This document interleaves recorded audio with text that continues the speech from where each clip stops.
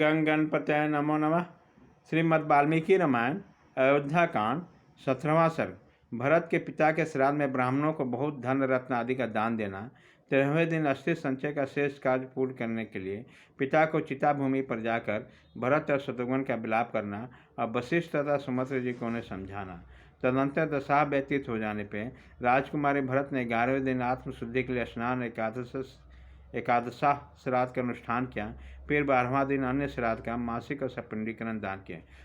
उसमें भरत ने ब्राह्मणों को धर्म रत्न प्रचुर अन्न बहुमूल्य वस्त्र नाना प्रकार के रत्न बहुत से बकरे चांदी और बहुतेरी गौवें दान दी।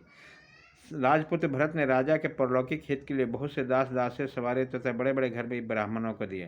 तदंतर 13 दिन प्रातःकाल महाभाव भरत शोक से मूर्छित होकर विलाप करने लगे।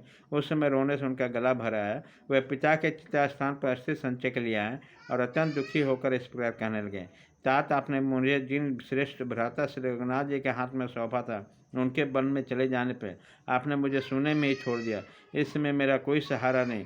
तात नरेश्वर, जिस सनाथ में देवी के एकमात्र आधार पुत्रों को अपने वन में भेज दिया, उन माता कौशल्या को छोड़कर आप कहाँ चले गए। पिता का स्थान चिता का वह स्नान मंडल भस्म से भरा हुआ था। अत्यंत दाह के कारण कुछ लाल दिखाई देता था। वहाँ पिता की जली हुई हड्डियाँ बिखरी हुई थी। पिता के शरीर के निर्माण का वह स्थान देखकर भरत अत्यंत विलाप होकर शोक में डूब गए।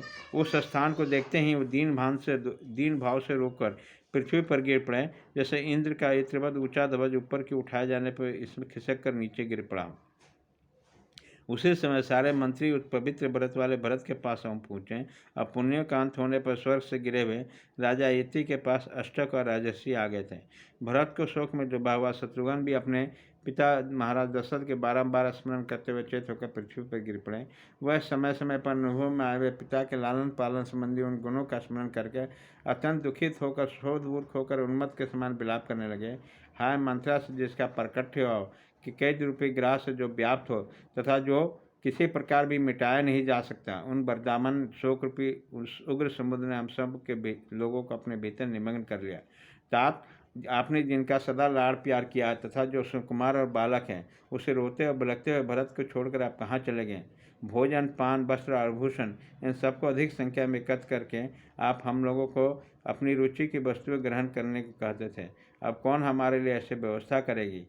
आप जैसे धर्मज्ञ महात्मा राजा से रहित होने पर पृथ्वी को फट जाना चाहिए। इसे फटने का अवसर जो ये फट नहीं रही है, यह आश्चर्य की बात है। पिता स्वर्गवासी हो गए और श्री राम वन में चले गए। अब मुझ में जीवित रहने की क्या शक्ति है। अब तो मैं अग्नि में प्रवेश करूँगा। बड़े भाई और पिता से हीन होकर इक्ष्वाकु वंशु नरेश्वरों द्वारा पालित सुनी अयोध्या में प्रवेश नहीं करूँगा। तपोवन को चला जाऊँगा। उन दोनों का विलाप सुनकर उस संकट को देखकर समस्त अनुचर वर्ग के लोग पुनः अत्यंत शोक से व्याकुल हो उठे। उसी समय भरत और शत्रुघ्न दोनों भाई विषादग्रस्त और थकित होकर टूटे सिंह वाले दो बैलों के समान पृथ्वी पर लौट रहे थे। तदंतर देवी प्रकृति से युक्त समस्त वशिष्ठ जी, जो श्री राम आदि के पिता के पुरोहित थे, भरत को उठाकर उनसे इस प्रकार बोले। प्रभो, अभी तुम्हारे पिता के दाह संस्कार हुए 13वें दिन है।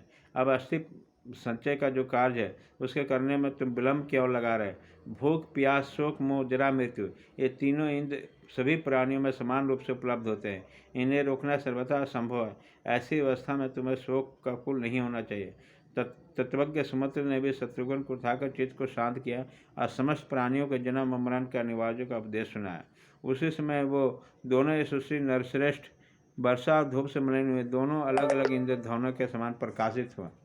वो दोनों आंसू पूछते हुए दीनतापूर्वक वाणी में बोलते थे। उन दोनों की आंखें लाल हो गई तथा मंत्री लोग उन दोनों राजकुमारों को दूसरे दूसरे किराया करके सिख करने के लिए प्रेरित कर रहे थे। इस प्रकार श्री वाल्मीकि निर्मित रामायण आदि काव्य अयोध्या कांड में 17वां सर्ग पूरा हुआ।